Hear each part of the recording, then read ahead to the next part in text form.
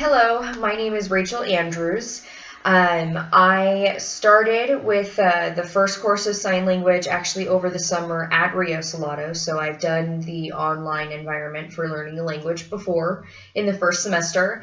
So I took it over the summer and I took a semester break over the fall because I had a son in March of last year. So he's almost a year, which is crazy. And it was easier to take classes over the summer when he was not mobile and was pretty happy and just napped most of the time. But now he crawls everywhere and I can't keep my eyes off of him for more than 2 seconds. So I'm slowly diving in with just one course. But I have still been practicing. Actually, that's how I plan to continue my interaction with deaf people and other signers to get practice in this course.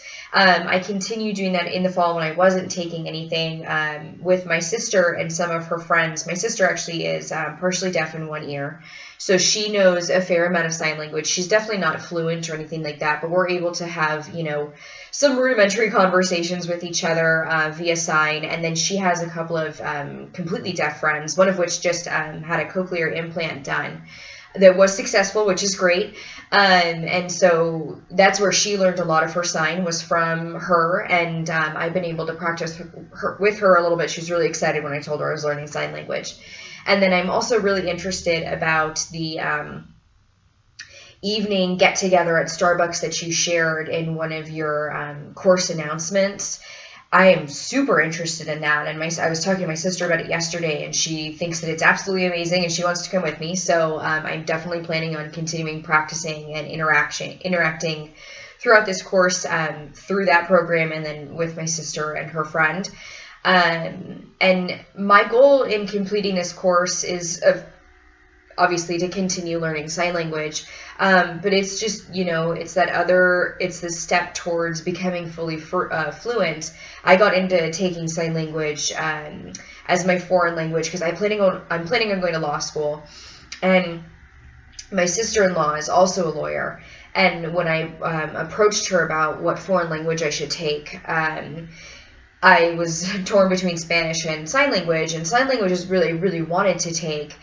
And I was happy to hear when she told me, don't do Spanish, absolutely not, do sign language, because in Arizona, at law firms in Arizona, they're going to have a Spanish translator there to help if you have Spanish-speaking clients, but they're probably not going to have someone who's able to translate with someone who's deaf and no sign language. And she was also telling me that it is incredibly hard. There are so many stipulations that someone who is deaf and speaks sign has to meet in order for their testimony to be admissible in court. So it's really, really important to know sign language, just, to not only increase your ability to get hired, but also just to represent the deaf community in law and in the legal world. So, besides the work part of it, though, I think that sign language is an absolutely beautiful expression. And I have always wanted to learn. I took dance courses really young, and I learned random things in sign. And so I started knowing just like random phrases like socks and stars and help and different things like that.